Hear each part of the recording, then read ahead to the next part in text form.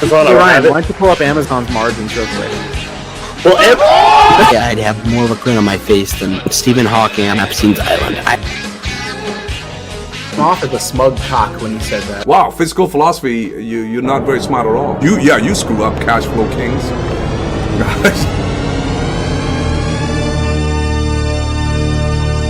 Dissector, you are an idiot. Hello, everybody. It is currently Wednesday at 5 p.m. Eastern, and that's not Saturday, but when you're seeing this, if you're not a channel member already, $2 a month, it will be Saturday, 8 p.m. Eastern. We've already had a lot of very interesting discussions behind the scenes, from the ranges of Visa and MasterCard to cucks liking Trump. It's been a wide discussion so far that we didn't record, so welcome in, everybody. Once again, we have Andrew Money Marshall finally on the show after 90 episodes. He's been an episode 32 veteran, amongst many other things.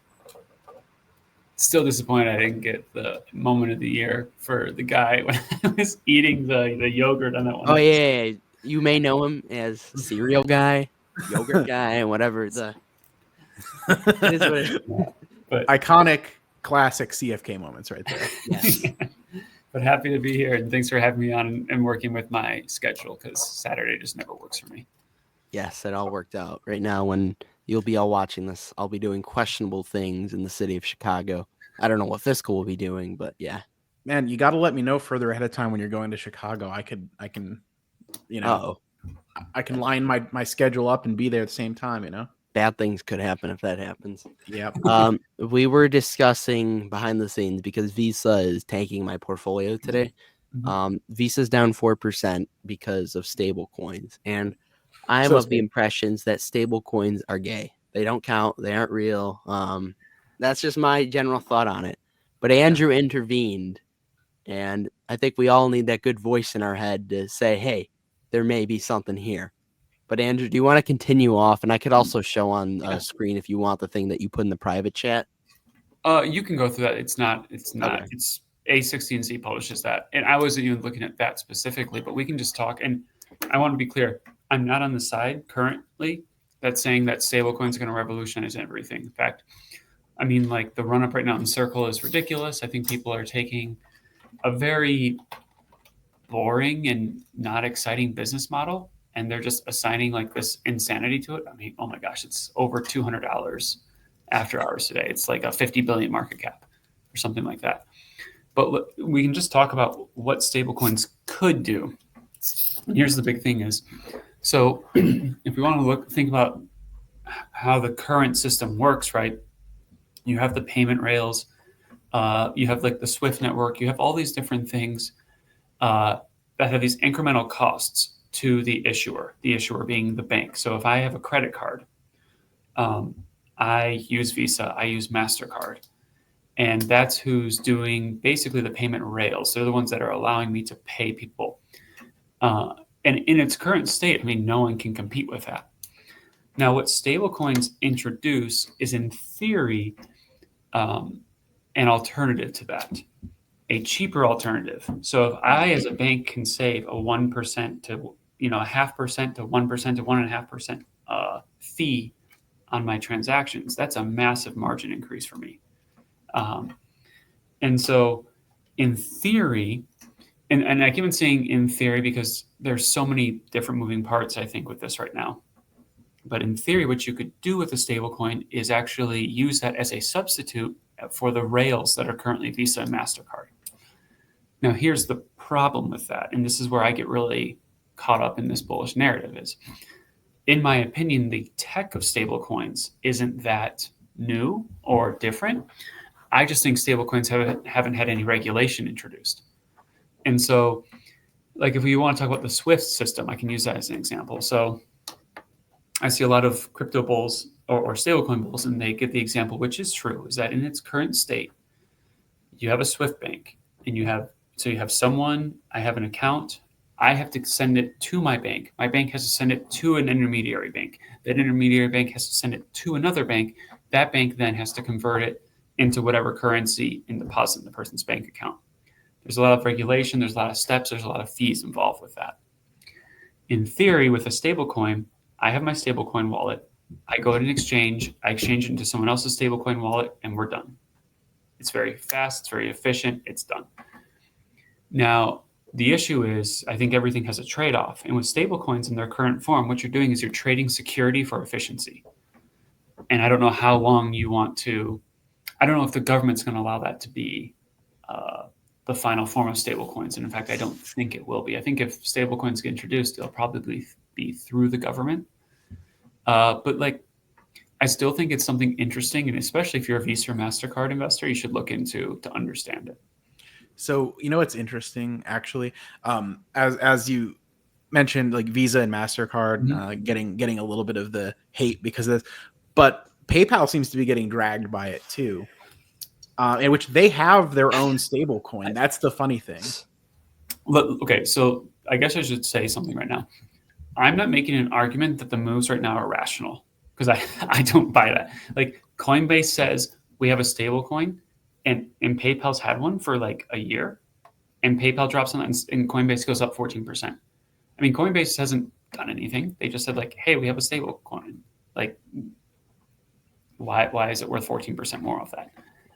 Why is Circle trading at a $50 billion valuation when like it's basically just an interest rate arbitrage like play? Yeah. You know, they take deposits for 0% interest, and then they make some,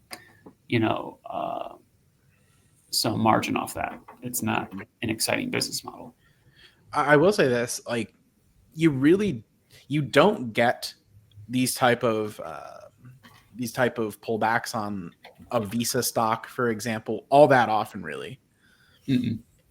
So if you think that more likely than not that there's not really any, after looking into the whole stablecoin issue, if you think there's not really all that much there, maybe it's a strategic entry opportunity for Visa and or MasterCard. You never know. The valuation it's questionable compared. Yeah, to I mean, it's high. It's high. Think that's the issue is, and this is the same thing that happened to FICO. Same thing that happened to United Health is whenever you have a company that's trading at a moat or quality premium, the second that comes into question, it's in some ways understandable that it falls off, because it's like, oh, well, is that moat still there?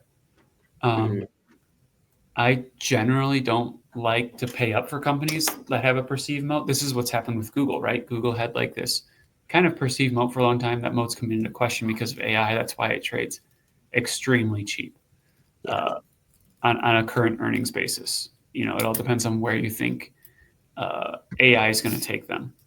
So, I understand it. I think the market is being like currently irrational with it, but I just think that's what's happening. And that's why stablecoins could. I'm saying there is a world in which that happens. There's a world in which stablecoins completely, I don't want to say completely destroy, but they really take off a lot again of Visa and MasterCard. It's funny if that does indeed shake out to be the case. It's funny that like PayPal, who has been in the stablecoin game for a minute now, is also just they're getting dragged by it at the same time. Right. No, I agree. So the thing that my base case, or the thing that I see more likely, right, is that the stablecoins are going to be the back end tech for these banks, right? Like I said, it would just be added to the ecosystem. I don't see like this massive ground shattering change if that happens. Right. Like, and currently my current base case is they're going to get regulated anyways, and it won't be that different on the back end at some point. Like, I firmly believe that the biggest difference between a stable coin and the current system that is in place in banks is regulation. Yeah. And so where do we get to with that? I don't see the tech as being any different or something that a bank doesn't already have. It's like, oh, well, we have this wallet. Yeah, that's like a bank account. And then we have this, right. we can send it to someone else. Well, yeah, that's an ACH. Yeah. So. Right. If it really does lower the cost and everything, why wouldn't the banks just implement it themselves at some point once the regulators give it the blessing? so to Right. speak. Yeah. And a lot of the criticisms of like the SWIFT system or the ACH system are really there because so a stablecoin bull would say, well, I send you a stablecoin payment, it's available immediately. I send you an ACH or a SWIFT wire, it's not available for 2 to 5 business days. And I'm like, well, that's true, but that's not because the second I send the wire, the funds are out of my account. So the bank has my funds. The bank is giving me 2 to 5 days for everything to settle in case there was a mistake. Because on a stablecoin payment, if instead of putting it on Fiscal's wallet, I like miss a digit, now I just send it to some guy and I have no way to get my money back. Mm-hmm. And so there's risk. I mean, it's Yeah. a trade-off. It's efficiency for security. Yeah. And where do we end up falling with that is the question. Yeah. I wonder how much Trump is really going to try and push it because he's the crypto president. That's the one thing for stablecoins I could see. It would bring a lot of dollar deposits, which in theory would push down rates. Mm-hmm. You know, I suspect he's only the crypto president insofar as it directly benefits him and those close to him. I'm not going to give my opinion on any of that, but I'm not going to disagree with you. That's just my my very hot take based on direct observation. That's all that is. Marjorie Taylor Greene told me to pump Bitcoin. I'm going to pump Bitcoin. She had a crazy trade. What was it? Palantir maybe? She's already up like 80%. Marjorie Taylor Greene. Oh yeah, blonde lady, pretty annoying. Yeah, those Southern. the best stock traders in the world are in Congress. She does have her other trades are questionable, but like that was a little obvious. She's no Nancy Pelosi in that regard. Yeah, she remains undefeated. I don't follow like the Congress trades that much. I think the issue is I never can invest in something just because like a person in Congress or anyone else like does it. So to me, like I don't know. I never end up looking at it, but I know that there's like a Nancy Pelosi stock tracker that people use. There are some like really, I think kind of poignant examples of it though. Like one of the biggest, I think one of the most profitable things Nancy Pelosi did in the last few years was she went into NVIDIA calls right before they did the chip blasphemy. Oh yeah, yeah. That's and right.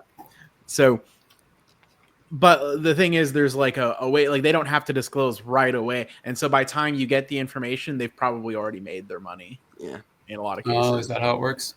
Yeah, I think they have some amount of time to report. It's not dissimilar to the stuff where they have like 13Fs aren't something that come out every day, right? For super investors. And I think congressional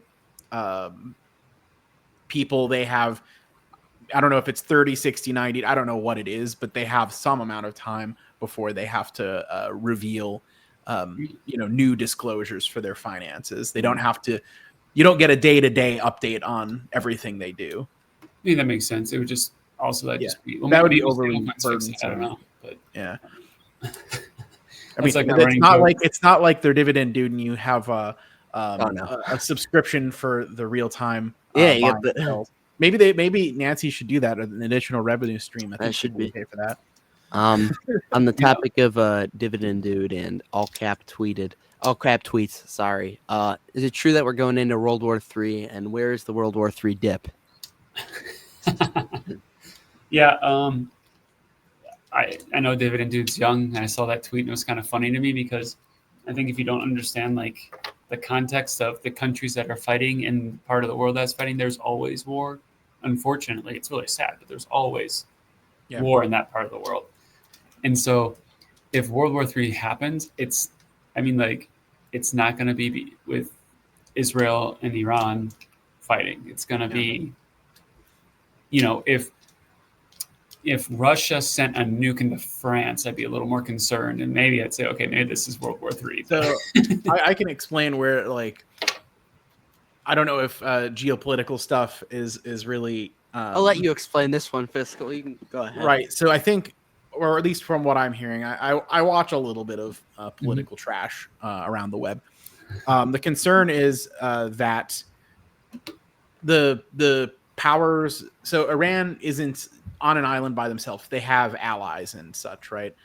And a couple of them are China, Mhm. Russia, Right. Pakistan. So 3 of the other nuke-powered countries other than us are on Iran. Now, Iran themselves, they don't have any nukes, even though they've been on the verge of it for 30 years, apparently.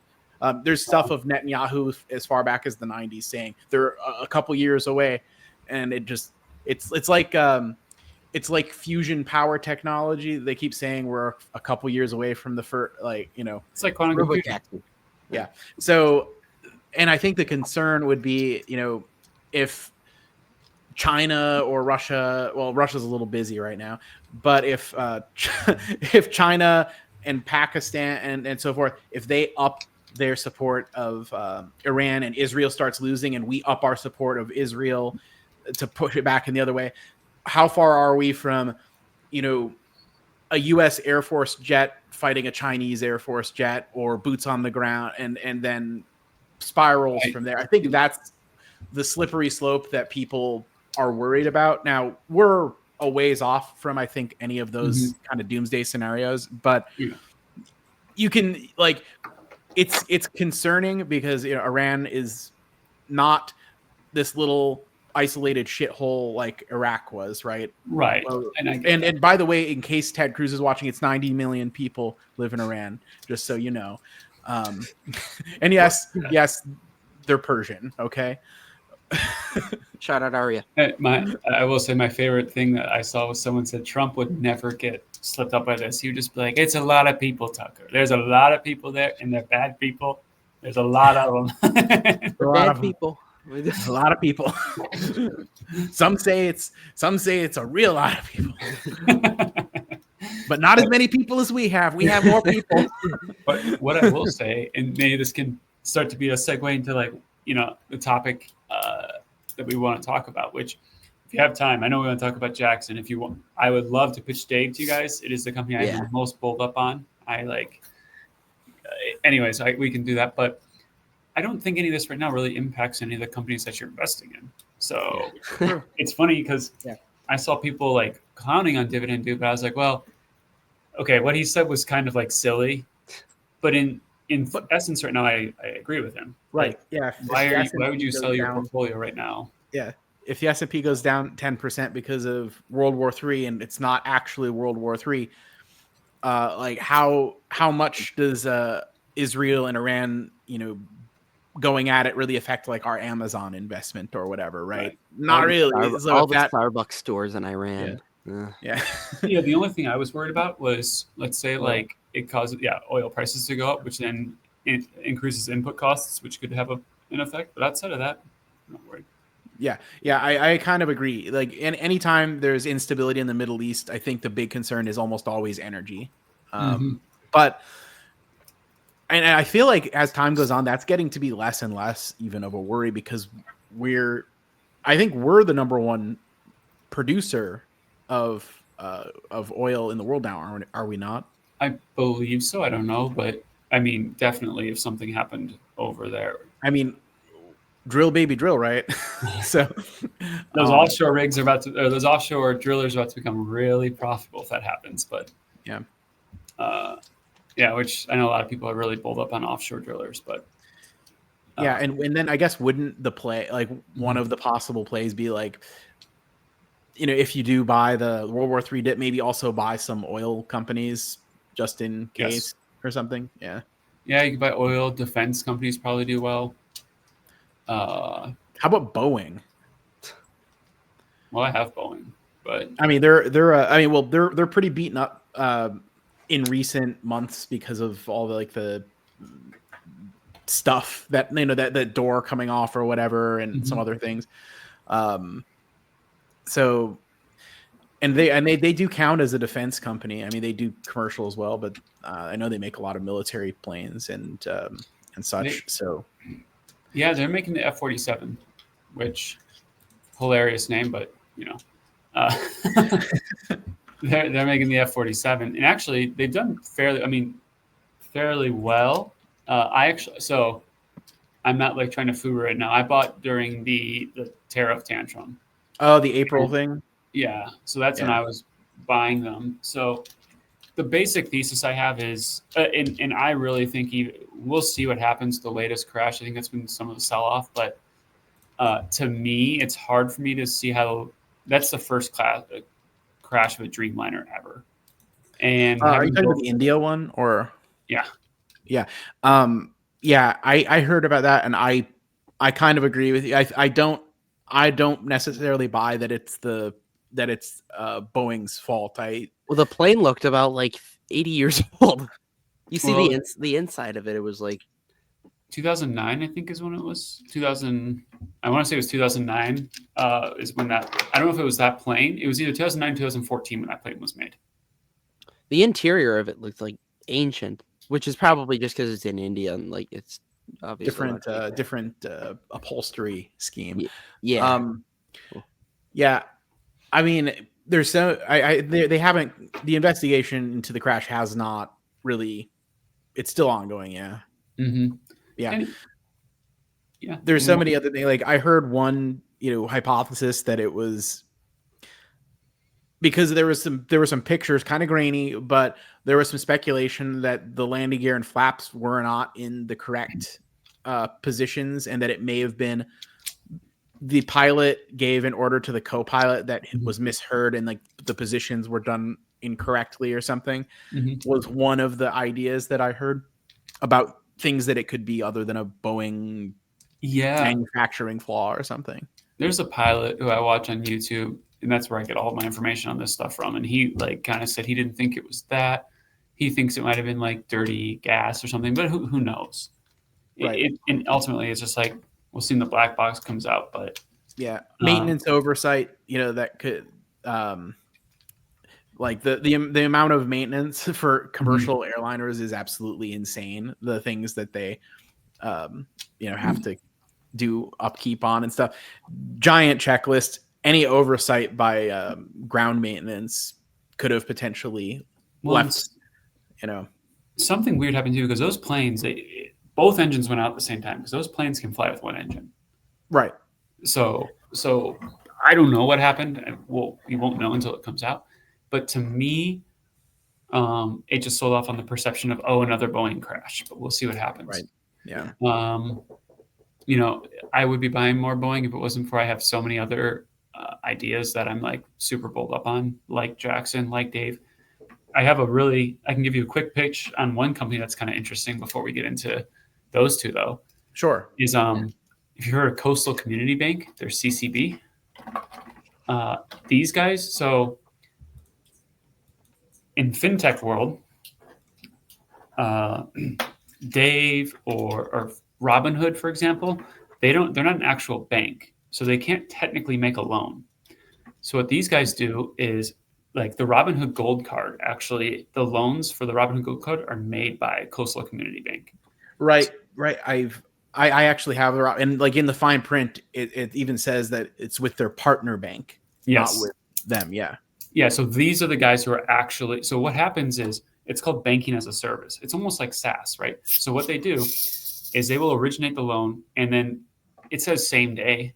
Maybe they do it at the end of the day. They just do a settlement for all the loans created. It could be instantaneous. I don't know exactly how the tech works.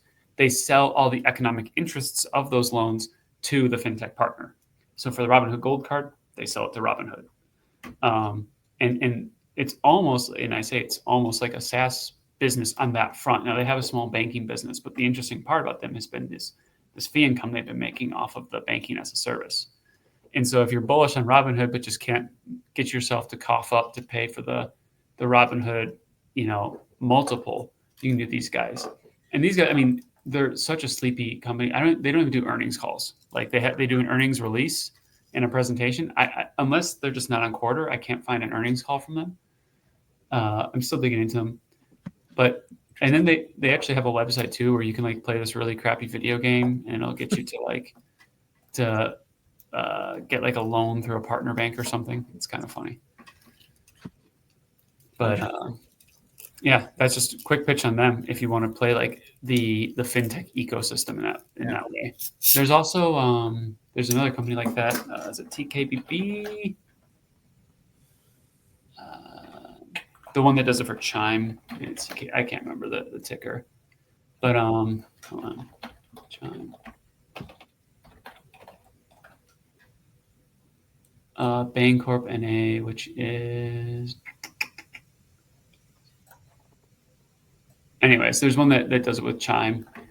But same concept. So it's an interesting industry that I think could continue going to that level. Now, I was telling Fabio about this, and his first comment was, "Why didn't you tell me about this when they were $8?" Well, happy. So, but the last quarter, they've sold off a little bit since, just because the profits were down, and basically they're saying we're onboarding a bunch of new clients, and so we're having to invest into tech, which is like about the best reason I could see for someone having to have increased expenses short term. So, I like this model a lot as a more, you could say, potentially lower risk way to play something like a Robinhood, because you're not paying for that extended valuation multiple, but you might not have the same upside as a Robinhood if Robinhood works out, but you still get to play in that ecosystem. Yeah, you can kind of you can benefit on on all the people signing up for like the Robinhood Gold card and other things, but without having to take a chance on the we'll just call it the ups and downs that you see with the regard. Say it. itself. Yeah. Well, yeah. And the only reason I haven't made this like a big position is I haven't analyzed their actual book they have. I don't know how much it matters. It might just be a situation where you say the banking as a service is what matters anyways, and their book is like kind of de minimis. But if that's the case, you're effectively getting what is basically like a software as a service. It's banking as a service, BaaS. It's basically a SaaS company trading at like a forward, 17 PE, who should be growing a good bit. Like they'll be growing in line with Robinhood and these other players, et cetera. So I like it. Yeah. But I know you want to talk about Jackson. Yeah, the bread and butter. What do you want to start with, Dave or Jackson? It's like Christmas morning. Which present do you want to open first? I will start with Dave all day long if you give me that choice. All right, Dave. Okay. This is one of the most, in my opinion, misunderstood companies. So we'll give a quick history. They were a SPAC. Like many SPACs, they were a shitco. And they went public, and as you can see by the chart, went down very quickly. So the business model of Dave is what I'll back up and explain. So the easiest way for people to understand them is that people call them a payday lender. That's not exactly what they are. It's a little bit more nuanced. They're what you could maybe say is the modern version of a payday lender, which I would argue is much more beneficial to the person taking the loan. It's and the technology wasn't there until recently. So the acronym that what Dave calls himself is EWA, which is Earned Wage Access. So in a typical payday loan, right, I go to an OpFi, I go to an OpTurn, and I say, hey, I need some money to make it to next payday. They go, okay, here's a $1,500 loan at a 400% interest rate. And you're like, oh, thanks. Like, great. And that interest rate compounds. I do the same thing. I go to Dave. Now, they cap it at $500, but I go to them and I say, okay, I want a $500 loan. And what they do is they use, if you guys are familiar with the Plaid, it's an API. It's like a banking API. Yep. So they log into your bank account with Plaid, and through that they can see, oh, like here's how much you're spending. We see your paychecks coming in every 2 weeks, or maybe they say, oh wait, your paycheck stopped coming in like 2 weeks ago. What happened? So it'll approve you based off of that. And they charge a 5% fee, and it's just a fee. It's not a compounding APR. It's not something that, if you don't pay next thing, because I saw like a chart, it said the average cost to borrow $1,500 on payday loans. And for the average person, it's like $2,000 cost to borrow $1,500. Because they get behind and then it just stacks. So, and for comparison, for Dave, it'd be roughly $75 would be the cost, which I think is a fair cost. Now, what happened with Dave, so they were losing money when they IPO'd, which makes sense. And you went through 2022. Basically, a lot of people thought they were going to die as a company. And they kind of got a couple breaks. One was they had some debt, and I didn't even know FTX did this. It was debt from FTX, and when FTX went insolvent, I think they got a good deal on refinancing their debt because FTX, I think, like bought it back at a big discount. And then basically what happened was they just kind of thinned out the organization and returned to profit. And so this business model, it sounds very simple, but it's difficult to actually get to a profitable business model. Once you do that, though, your profits can skyrocket. So, for example, with Dave, I want to say their net income is up like 200% year over year if you look at the quarterly basis. They're growing extremely fast on a bottom line, and their margins are insane because what all they're doing is they're issuing these micro loans, and they have a 1% default rate. And so, yeah, what was it? I think last quarter adjusted was probably 36 million, and GAAP was 28. And I can't remember what it was in Q1 of 24, but I want to say it was something like GAAP might have been 10 million. So it's growing extremely fast currently. And if you look at the chart, I think a lot of people look at the chart and say, wow, it went up a lot. There's no upside there, right? Like, yeah. It's kind of like it's like the opposite of FOMO that a lot of people get when you look at a chart. It's like it's already gone up so much. Yeah, that's what I was thinking when I looked at it. That could have kept me out of TSSI at the beginning of the year, but it didn't. I am a firm believer in you don't analyze the stock, from 6 months ago. You analyze it today and then go from there. And so I want you to do me a favor and pull up the investor relations in the Q1 report for Dave. Q1 25? Yes. Okay. Can you pull up like the actual press release that had, okay, that's it there. So a couple things I want you to notice right at the top. So they have at the top there their adjusted EBITDA, which was up 235% year over year at 44.2 million, right? So this is Q1. And they raised their guidance to 155 to 165 million of EBITDA. So if you walk through the math for a second, and all the data aggregators, the Koifins, tickers, Finchat, they're going to pull a sell side estimate, which is just doing the midpoint of that 155 to 165 million in EBITDA, and everything else is derivative off that. But that's what they're using as the estimate for EBITDA for this year. So they're all pulling 160. Mm-hmm. I'm not a math genius, but I know 44 times 4 is more than 160. And this company has been growing very fast. So they have a history of sandbagging like an insane amount on their numbers. Oh. And so, so at current run rate, they're doing 176 million of EBITDA, and they're only guiding for 160. So obviously, like, they're going to beat that. I'm very confident they'll beat that by. I actually think they're understanding by about 40%. I think they'll do closer to 210 million of EBITDA this year is what my model has. And so now what I'm going to do is I'm going to back up really quick because there is some hair I need to talk about on Dave. Mm-hmm. Dave, I think one of the reasons it sold off a good bit recently was the announcement of the lawsuit proceeding. There's always those lawsuits when the price goes down. Yeah. But what also happened with Dave, so Dave had an old model. And the old model was like you could get the money and then they encouraged you to like tip Dave, your friendly bear or whatever. And the tip was like, I don't want to say deceptive, but like it was a lot of people accidentally tipped like 15%. And it was 20% of the revenue. And so the DOJ was like, we're not cool with this and we're going to sue you over it. So in Q4 of last year, Dave said, we're done with that model. We're no longer doing tipping. If I've used Dave not just to test it, obviously. And, or maybe I needed some extra money, to buy more stock.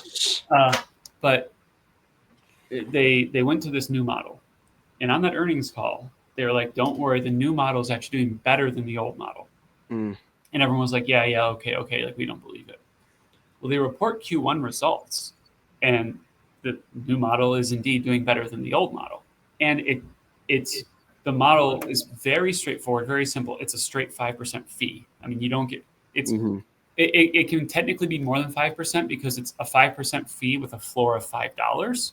So if you took out $75 like loan, you're still paying $5, which is more than 5%. But Yeah. and then they cap it at $15. So if you took out a $500 loan, it's actually going to be less than 5%. Yeah. Is there any reason they don't chart or they don't do loans over $500? It's round numbers, and Oh. like it's really funny. I talked to an individual who works in this industry and knows it. I would say like one of the top 50 people in the world that understanding this industry and how it works and operates. And I asked that exact question. I said, why don't they do 600? Why don't they do 750? And it's just like, people like round numbers, and you can much easier say like, get a $500 loan. Most of the companies that they compete with do $500. There's one that I think does $1,000. Mm. So it's just kind of literally round numbers, and people can, I guess they get attracted to that. Yeah. And most of the customers are just people like who need a loan till next payday, basically. Right. So the idea with this is it's literally a 1 week loan. So I give you this loan, and you pay it back to me once you get your paycheck. So I give you $200. It's like you just going up to a buddy and be like, hey, I just need to make it to payday, man. Can you give me $200? Yeah. And they're like, yeah, here you go. Mm-hmm. And so obviously they're dealing with a lower income base, which scares a lot of people because they say, well, like, what prevents these people from just not paying? Well, one, Dave will send you to collections. But two, one of the beautiful things as a shareholder of Dave is through the Plaid API, they actually can sweep your bank account to pay your loan. So because they get that access to your bank account through the Plaid API, they can then they have the option to default sweep that to pay off the loan. So with a credit card, you usually have to go in and manually pay it. And with Dave, you actually have to, or they have this, you actually have to opt out of being able to have the auto sweep, which is really funny because I see a lot of, like, I go on like the subreddits that talk about Dave, and some people be like, well, I tried to like take off my auto ACH because I was going to pay them back. I just want to do it over a longer period of time. I just didn't want to like pay it all back right now. And it's like, oh, sure you did. And like even in the comments, people are like, yeah, banks usually don't like it when you try to scam them, so they don't let you do that. And like, so that's what Dave, how they operate there. But one of the big things was, and I can pull up the transcript from the last call, but we're talking about this company that at current run rate EBITDA, they're killing their current full year guide. The new model, which only went into effect, so they generate these microloans. The average size of a loan is $192, and in Q1, the average revenue they made per loan was $11.40, which is roughly 5%. And what the CEO said on the last call was, he said, well, under our new model, which everyone went to in March, and we are fully off the old model of tipping and everything. Under the new model, our average revenue per loan is $13. So that's a revenue increase of like 15% just from the new model. So just off that alone, I feel like you're going to see, a 200 million EBITDA hit, or then get to 200 million, because if you're currently running at 176, it doesn't take a lot of like assumptions to say, okay, maybe their loss rate increases a little bit. They should have some organic growth through acquiring customers, but like just be conservative. 200. I think I have 210. Someone who I talked to, they're a little more bullish than me, and they're very conservative, they think, and they're at like 220, 230 in EBITDA. And so basically what I see here is a company who's got, they're growing very fast. They have a very profitable business. I mean, you can look at the margins there. Like, I don't think they break it out, but let's just look at like well, you can basically back into it. It's like a 40% EBITDA margin, like a 35% roughly adjusted net income margin. And the adjusted net income is what I go off of because like the main adjustment they have is like warrant liabilities and like one-time costs. So I think it's a fair adjusted number. And so I think it's a really good business model. Everyone's kind of clowning on it. Like I see people on Twitter who are like, "Oh, it's a neobank named Dave, and it's up 200% this year. This is stupid." Like, no, what's stupid is that it's trading at like, because I have 170 million of adjusted net income for the year, and it's currently trading at I think fully diluted cap is 14.2 million shares. So it's trading at 2.8 billion fully diluted market cap. You're talking 172 million. So like a 16.5 PE for a company that's growing like, I don't know, 100% year over year. No, I don't think we'll do that in the following year. But the thing is, I think it's just really misunderstood. Yeah. You've had some things happen in the last few days. I think that had it sell off. Like I said, momentum breaks, and a lot of these things, like when momentum breaks for a little bit, it sells off. The CEO sold some shares. It looks like he sold a quarter of his shares, but when you read the Form 4s, you have to realize they're only looking at the shares he currently holds, not the options that he has that he can convert into shares at any moment. So he sold about 8% of his holdings, which, to be fair, if you look at this chart, this man went from having a net worth of 400 million to down to 10 million at some point, back to like 200 million. So he's probably like, you know what? I just want to take some off the table for myself, and like, you know. So I think he sold like it was 172,000 shares, so whatever that comes out to. Just enough so you can sleep better at night. Yeah, a few channel memberships of that. Yeah, but just a couple. Yeah. So you know, there are some risks, though. I mean, if unemployment ticks up, maybe you see a higher delinquency or charge-off rate. You could. I mean, there's always a possibility that the DOJ comes out and says like, "We're shutting you down." I don't think that's going to happen. My base case is they're going to come out and get a fine from the FTC or DOJ, which actually probably will result in them being up a lot. Like, even for me, it's like, okay, I'm glad that's over with. Now we can move forward. Yeah. If you want to compare them to like peers, Chime just went public, and I'm just on a valuation basis. You have Chime and you have maybe Sezzle is what you could use as peers. Sezzle's trading at something like 50% higher on a multiple basis than Dave. Actually, it's more than that. It's like 70% higher on a multiple basis. So, and I'm basically pricing the upside based on no multiple re-rating and just the fundamentals of the business being better. And off that, I get to like at current price, roughly $300 value by the end of the year.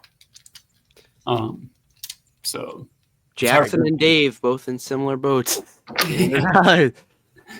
It's very different from Jackson in that it's a different business model. It's a different, you know, what they're doing. But I like them both. Jackson's kind of like my slow and steady compounder. I think is really undervalued, and over time that value will be realized. Yeah. We can move to Jackson, but I don't know if you guys had any questions on Dave or anything you want to dig into it more. You have anything, Fiscal? No, I feel like I understand the enthusiasm for Dave. I'll look, but are they doing any buybacks or anything? Yeah, they have a $50 million buyback. It's probably they're still probably net being dilutive because they just started making money, right? So they only started making money.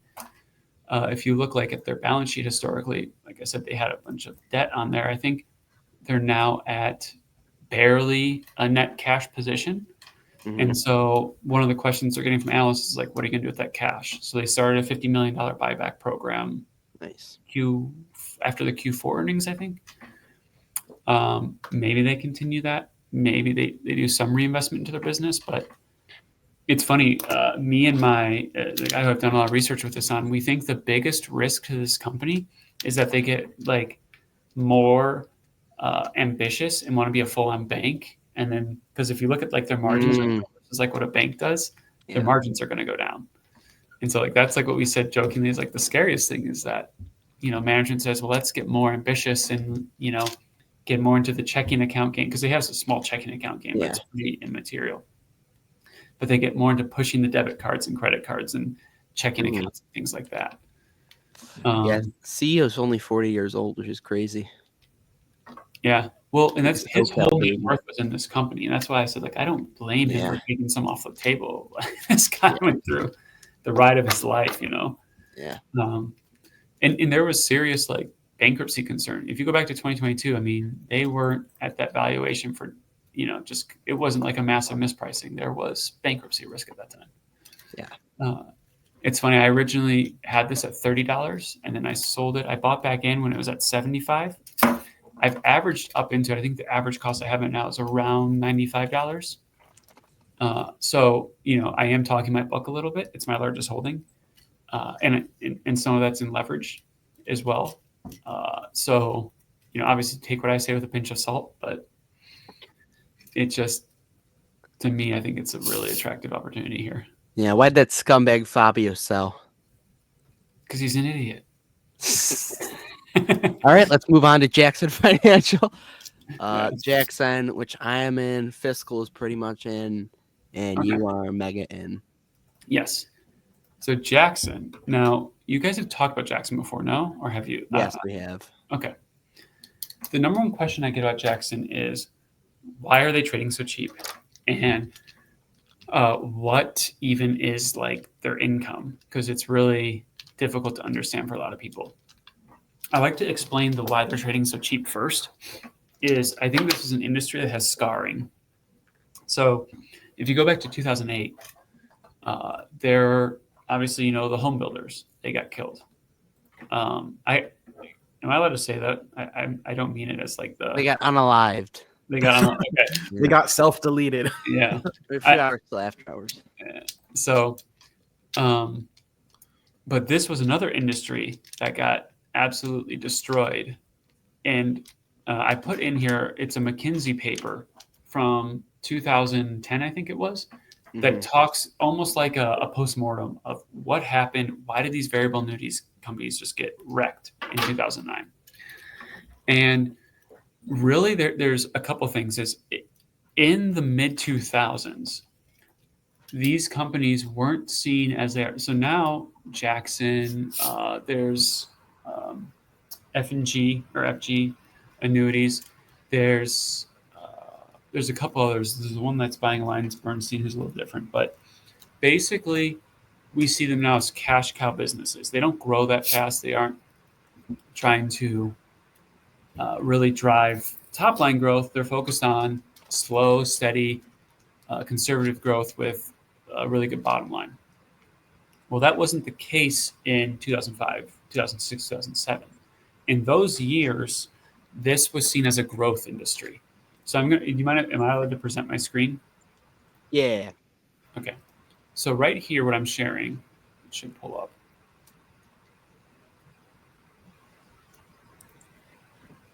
So let me know when it shows. There we go. Got it. I'm going to zoom in. This is Lincoln Financial's 2008 10K. So Lincoln Financial is another plan in the space, and I don't know why when I did that, it just went away from the financials. Okay, here we go. So this here shows the top line growth, going up into 2008. And you have, basically, they doubled their revenue in those 3 years. They went from 5.4 million to 10.5 million in revenue. And so obviously when you're doing that, you're taking on a lot of extra risk. And that was one of the things that they were doing. So the underwriting at the time, they were being a lot more aggressive. I know that like the riders, so like if you pass away, your spouse getting your annuity was a new thing. They're doing that without understanding how to underwrite for those well. And there was, what were the other ones? I can go through this, but that's showing the growth. The other thing was when you're growing like this, you don't have the same RBC. So that's reserve-backed capital or risk-based capital. Basically, they didn't have the same ratio or the same reserves that these companies do now. And part of that is because the requirements weren't the same. So if you look here, this is once again from their 2008 10K. They were holding about 1.5 to 2 times the required capital. So their RBC was about 200% to 300% is what we're saying. Jackson Financial's RBC ratio is 585%. So they have a much larger reserve to if any losses were to come. Because the one thing with these is like, and the reason I'm going through this is it's blow up risk. It's like the one thing people want to know is like, could this thing blow up like it did in 2008? And I don't think it can. And the other thing with Jackson, I'm going to pull this in, and we said it, but I just want to visualize it. So we saw Lincoln's growth in revenue. I mean, Jackson's has gone up like, what, 5%, 3% in those years? It's kind of nowhere, which is fine because we want this as a cash cow. So with that being said, the company now is trading at something like, well, I mean, they're returning $750 million to shareholders this year off like a $5 or $6 billion market cap. So it's like a 15% shareholder return. Yeah. And they're growing and here's their earnings per share. So 11 in the last year, and this is GAAP, which can be a little funky, but we're just going to go off this for a second. So 11.74. You're trading at $85 right now. Like I said, I'm not a math whiz, so I do it like this. Yeah, 7 times GAAP earnings. Not growing, extremely fast, although, I mean, and this is why you can't use GAAP earnings. Whenever there's a down year like they had in 2022, their hedging comes into play, and it looks like their earnings look insane. Which is why you actually should use their adjusted numbers that they present. But I'm just using this because it was a relatively smooth year in 24. So they're trading at a fairly cheap valuation. And all they're doing is they're taking the money and giving it back to you. And in my opinion, this company should trade at the same level as like a staple company, because like this isn't any different, right, than a Procter and Gamble, than a Coke, A Colgate Palmolive. yeah, where, I mean, in fact, it has a little more growth in them. But the thing is there's that scarring saying, well, these guys could blow up. And there probably is more blow up risk for them than there is for those guys. But they went through 2022. And as we can see, I mean, the hedging worked and they make a crap load of money, at least on a net income basis when that happens. So they don't have that blow up risk where the company's going to go under. They have the higher reserves. So they don't have those risks. I don't know if we want to get into the business model on them. It sounds like your viewers might already have a background as to what they do. So I didn't want to get into We can do a quick little, maybe minute or two presentation on it. Sure. So all your viewers like to invest. So you have to remember for a second, not everyone likes to do that. In fact, most people find it very boring. So let's say I'm a baby boomer. I'm 67 and I'm looking to retire. Or I'm thinking about my retirement. I'm 60 years old. What I do is I go to Jackson and I say, okay, I have $100,000 here. And they say, great. What we'll do is we'll take your $100,000 and we're going to invest it. And then they have like these annuity tables. So I don't know I can't give you the percentage, but they say at some point, because you kind of as the annuity holder decide when it starts to pay out. They say at some point, you will start to get payouts from us. And those payouts will have a minimum amount and then a variable amount. So the minimum, that's why it's called a variable annuity, because there's some variation based on market performance. And if you look at the fees and everything, it's not perfectly optimized. To myself, to Fiscal, to Ryan, it's a terrible deal because we're going to look at it and say, like, this makes no sense. But to the average American who doesn't know anything about finance, who doesn't know much about the stock market, what they want in retirement is they want steady, consistent income that they can rely on. And that's what these do. And so that's basically the point of Jackson. And then what Jackson does, right, is they're taking the money that you give them, they're making some fee off it, and they're investing it, and they should be, in theory, making more money than what they're paying out to you.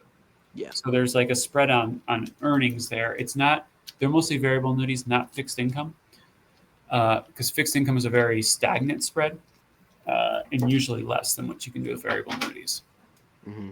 So that's what they do.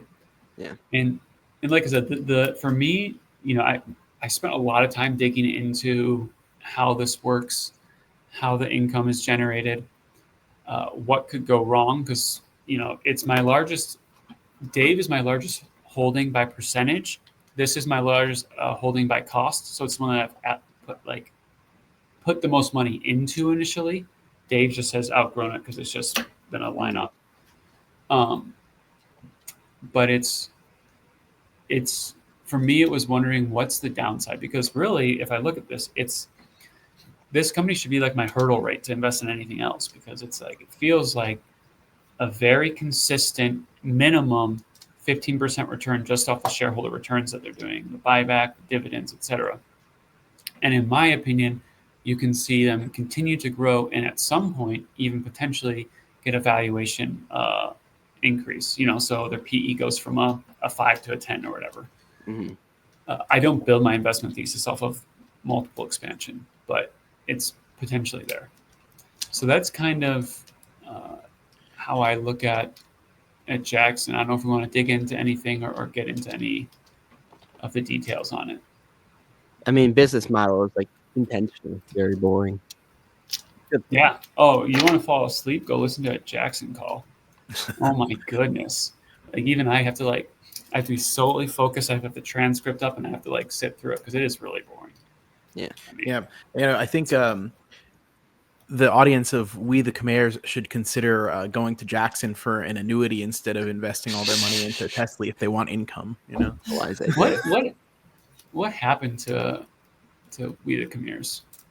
From my Didn't they leave? knowledge, episode 32, antagonists, the Oracle, had another attack on him. Oh, The really? third tower came down. Yeah. Interesting. From my understanding, or he's legally doomed. But so I'm curious, because I haven't really looked into their buyback program. Like, what's that looking like for Jackson, the buyback program? So they're targeting 700 to 800 million of capital return this year.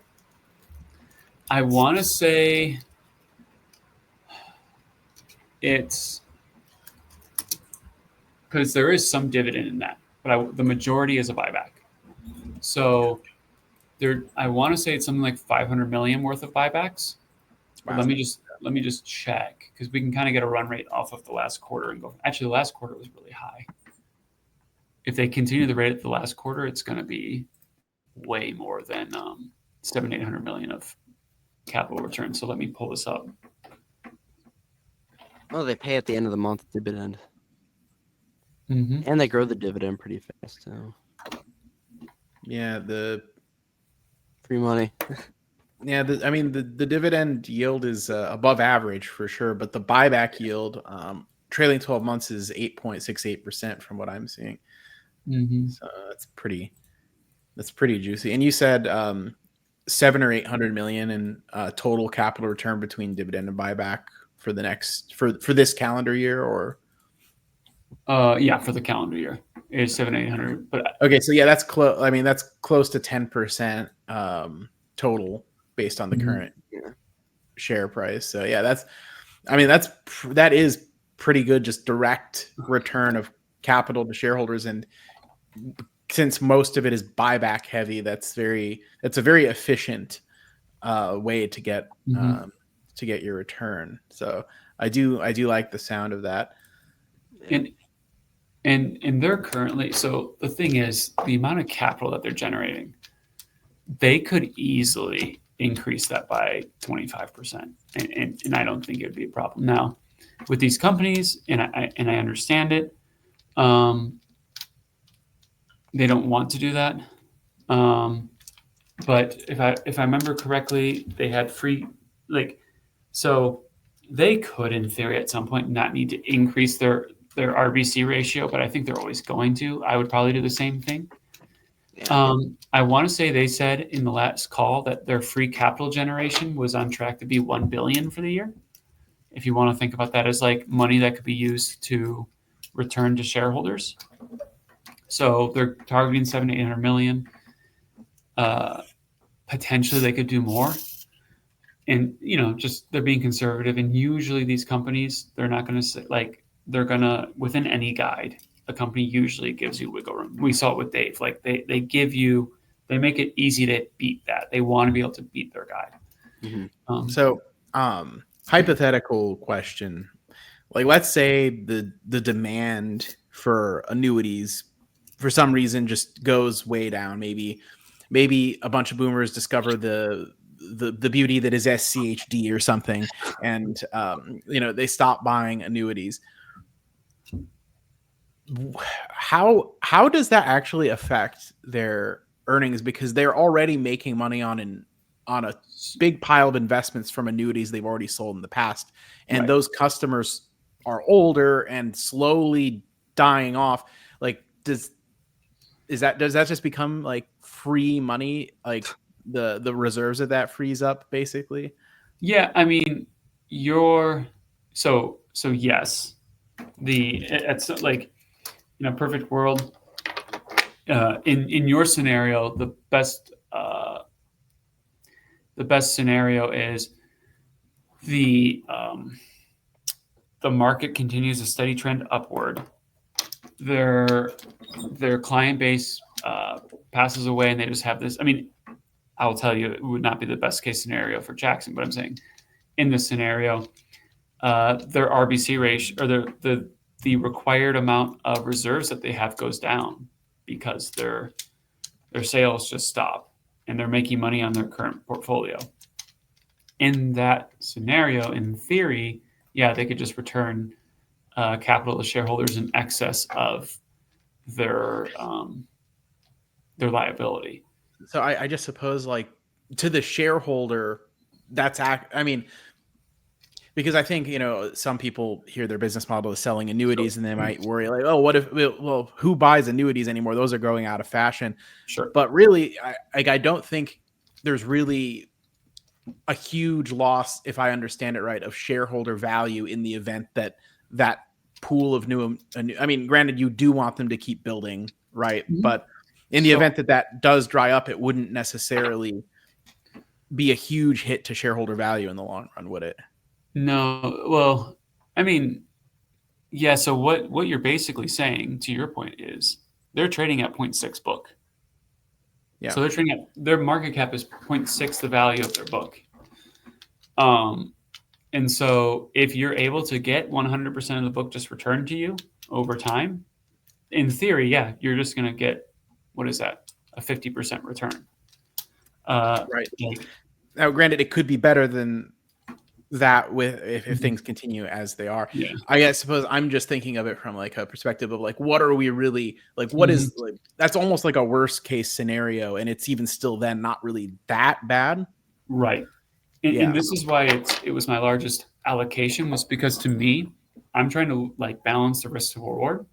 And in my opinion, this is a company that, as crazy as it sounds, I don't see them going to 200 as crazy. Like going to 200, all they'd have to do is repurchase a bunch of shares and then have their book value like go to 1.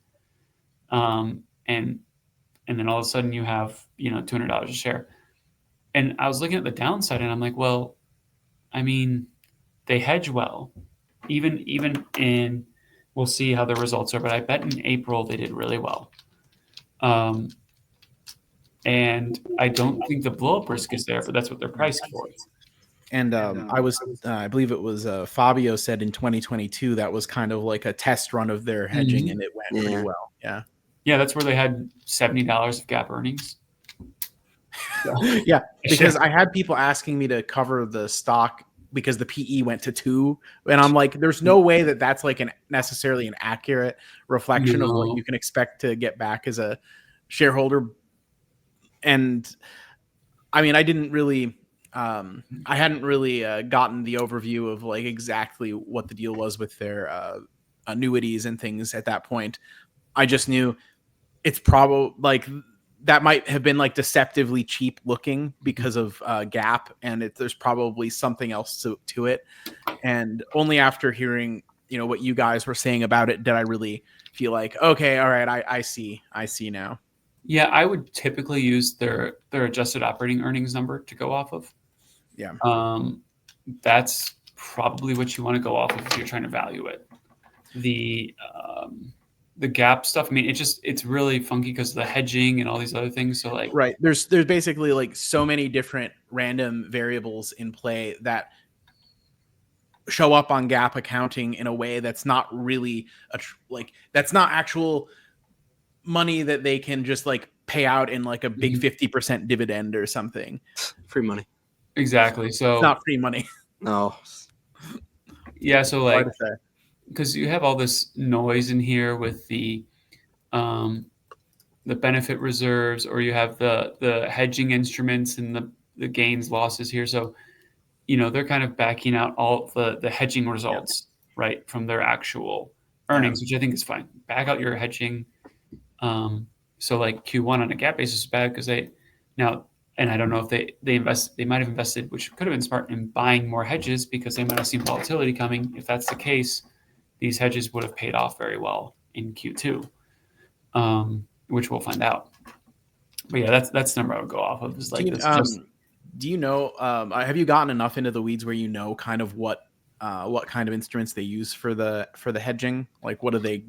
They don't get into it that much. I've tried to I've been curious, but they have a couple things. So they hedge against. So because if you think about it, they have two real big drivers of. So the hedges aren't hedges for their earnings. Their hedges are to protect the portfolios of their clients, right? So they want if interest rates shoot up like they did in 2022, they want to be insured against that so that they can take that and just make sure that the portfolios of their clients are okay. If stocks shoot down, they want to be hedged against that. Now, I don't know what the instruments are, if it's a bunch of swaps that they have or something like that, but that's what I know those are what they hedge against, which is basically they hedge against volatility. Right. And so when volatility happens, those hedges pay off.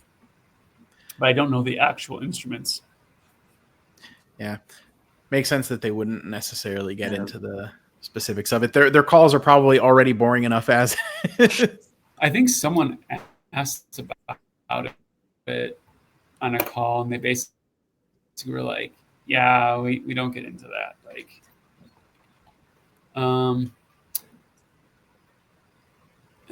hedging strategy.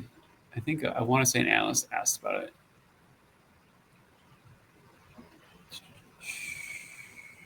Hedging.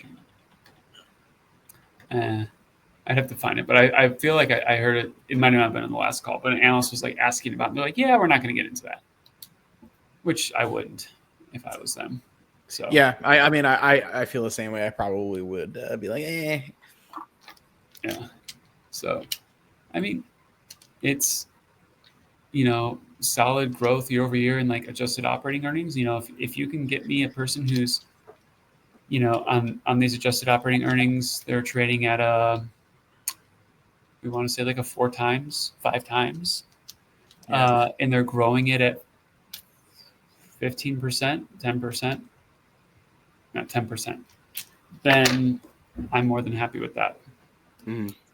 So all I really did is, so Ryan went and bought shares. I sold a frisky cash secured put just to see if I could get a sign, but it's on the border because it was the 85 strike and it expires on Friday. So we're right there on the line of, am I going to get the 100 shares or not? Well, you're probably going to be either way like do well on that put at least. Yeah. It was, I want to say close to 400 in premium. I want to say it was around a month out. Like, so what is that? 385 in premium, 85 strike, a month out. I mean, pretty good. Pretty good. Yeah.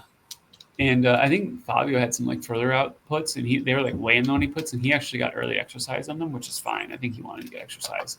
Just a way for him to like get in cheaper in the current Yeah, price. for sure. Yeah, Um, I'm starting to think maybe I want to just maybe if it's still like around this price, like if it ends at like 85.01 and I don't get a sign, I might just go ahead and buy the shares anyway and say that the premium I collected previously is my discount. Well, and yeah, I mean, and that's basically how it'll be. Otherwise, you can just keep selling puts if that's how you want to do it. I've always hated selling puts or doing covered calls. Every time I've done it, I feel like I've regretted it, and it looks like it'll work out for you. And I'm not saying that this is how I feel. Everyone No, I've had it go both ways for sure. Mm-hmm. I mean, I'm like I'm sweating because I've got 25 strike covered calls on like half my TSSI right now. What are they at? 25? No, they're at like 23.90 or something, but like up the 8% covered calls today are or something. 25. My calls are 25 strike, yeah, Yeah, and those are July. So. I can't believe that thing is still running. I mean, I'm happy. I'm not going to complain. Yeah, well, and at the time I did it, they were only barely above 20, so I'm like, okay, I've got still like 25% of headroom in this. Plus, I collected what I felt like was a pretty good amount of premium at the time, and I'm like, I mean, see, I did the opposite. I bought those calls because what I did was I sold a bunch of my position, and I was like, you know what? I'm gonna get myself some schmuck insurance in case I sold it too early. So I'll just buy some calls, and if this thing just runs, I'll be happy.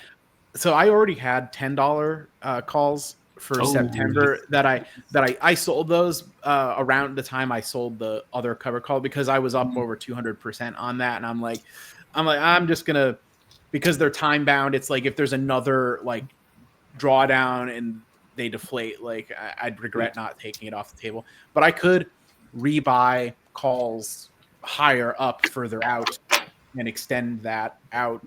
I don't know, 2250 calls for like December or something maybe. And the thing with this company, and I've done a lot of work on this company. The issue with it right now is at the current price, we don't have any visibility or any idea what the next quarter's earnings are going to be, or like the next. And so if they come out and they are doing 20 million in system integration revenue and procurements at 70 million, it's a buy all day today. Right. But maybe they come out and procurements at 30 million, system integrations at 12, and you're like, yeah.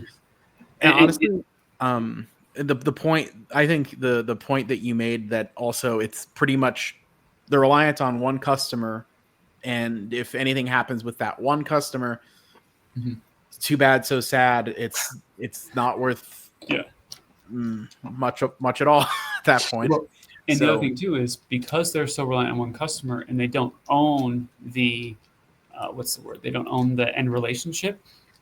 They don't have any insight, other than maybe a 60 or 90-day window of what their orders are going to look like. Right. They only know what their customer tells them. Yeah. Yeah. But I'll tell you, I am very much in the camp of there's going to continue to be a lot of CapEx in the AI data center space. Agreed. I took a lot of these gains and put them into some other companies that are in a similar play in the same field. Was Celestica and then Flex is what I think I put them into. But yeah, it's I almost view it as like if AI is the gold rush, it is sort of like a picks and shovels situation, right? And like they're well, I've done a whole lot better on TSSI than I have on Google this year, we'll just say. Well, the Mag 7 haven't done that well this year. I think a lot of people are just concerned about their CapEx spend maybe and what it's going to look like going forward. I don't know. Yeah, and they were definitely due for a little bit of a cool off. I guess you could say they need what is it that the traders say? It needs to breathe. I was told that Google was the best risk reward in the entire stock market today, by the way. It's good. Oh, do we want to get into the Google debate? That's in the whole market, but it's good. Not my words. I can give you my opinion on. I mean, I have some Google right now. It's kind of on the chopping block for me because they are the number one risk from if AI LLMs become successful, then Google is going to get hurt. The other thing that can happen is I think Google's the most at risk of having their margins get hurt, because right now all of their CapEx is just CapEx. Soon it'll play into your earnings metrics, your Your depreciation depreciation. is an expense, Right. and then the cost to run these facilities. And so there is a risk at some point that Google has margin deterioration. But with that being said, I still think it's attractive here. I mean, I still like it here. I don't know if I'd say best company in the market by any means. I think for me, it's like one of the weakest companies that I hold. I mean, I hold it, which means I like it, but it is one of the ones in the chopping block. Yeah. To buy other things. Like I'm looking to buy CCB. Maybe some of that money comes from Google if I decide to pull the trigger. Who knows? Yeah. Interesting. But yeah, I mean, I suppose like when you say best risk reward, I mean, Not my words. I think you could really like there's definitely risks, but I might agree with best risk reward of the Mag 7 In the entire stock market, I was told. No, I know, but I'm just saying like I could like there you could adjust the statement to make it a little bit less ludicrous. And say it wasn't made that side of though. Although Amazon might have them beat on that front, honestly, it's a tough call for me between those two. On that, I definitely don't think the best risk reward in the Mag 7 is Apple. That's for sure. Oh, what are you talking about? It certainly isn't Tesla either. No, Robotaxi Optimus Prime. I think Apple's a short, if anything, even today. Yeah, I'd actually consider shorting Apple. But, I'm not sure if I would go that far, but like I definitely agree with the reasons behind why you would do that. Yeah. Well, they're really behind in the AI race. For some reason, they like decided that it wasn't real. They put out a paper recently being like AI is all fake anyways, and I was like, of course you're. But didn't you hear that Apple AI is going to put Google out of business any day now? Yes. Have you seen the comparison of Apple's AI on their phone versus any like Android's AI on their phone? No, I haven't known. The Android just blows it away. It's not even a competition. I've got me an Android right here. It's a Samsung Galaxy S24 or something or another. Yeah. Apple can go bite my rat patootie. Yeah. Well, one question I have for you guys before we go is, where do you see the market going from here the rest of the year?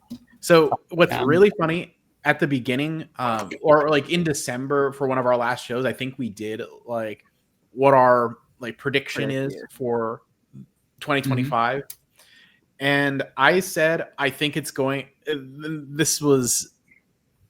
I swear that I said this, you can go back. I think it's going to be really, really volatile, but it's not going to move a lot in either direction. Like from January 1st, 2025 to December 31st, 2025.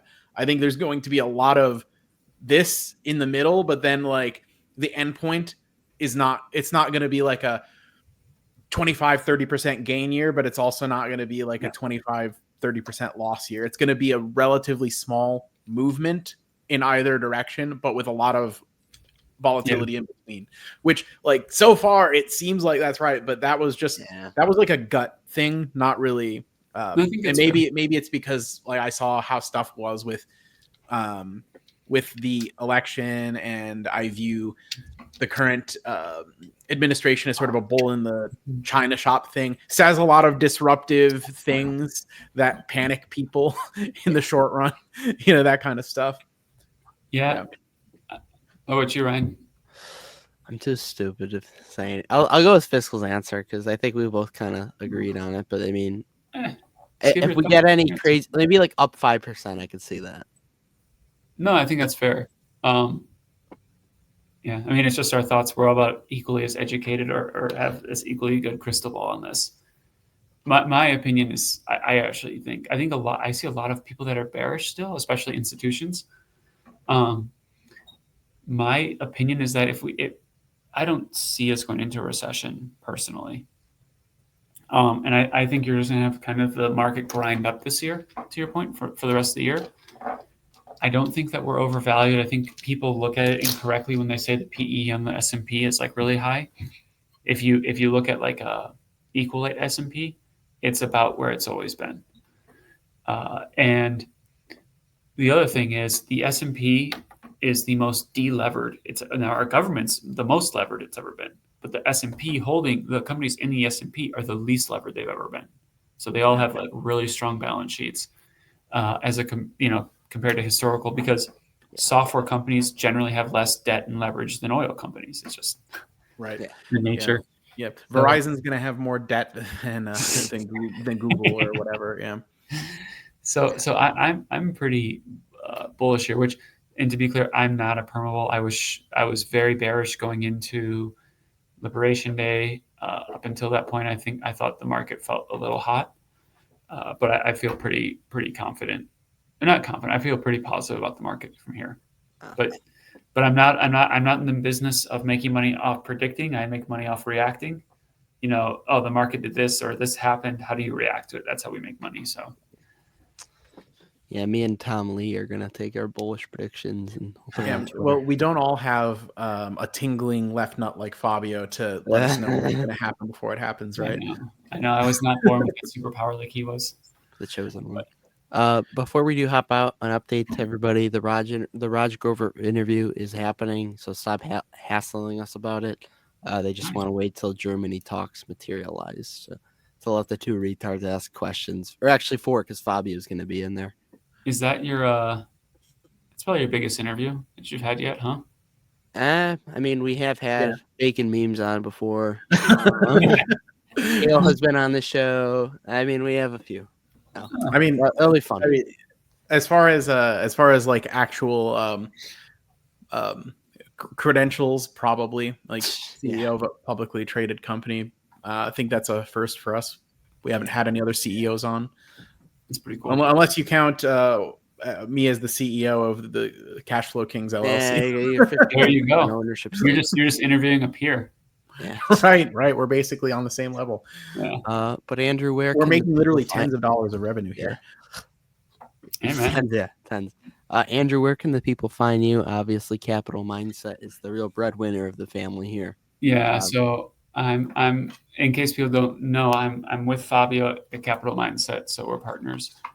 And then I have my own Twitter where it's just directs there, and you can currently see a meme about me wanting to buy more Dave. If you guys haven't seen that, join Capital Mindset, everybody. Me and Fiscal are in it. I think it's a good investment. It's very accretive. But if you're not ready for that commitment, get your channel membership because that's only $2 a month. And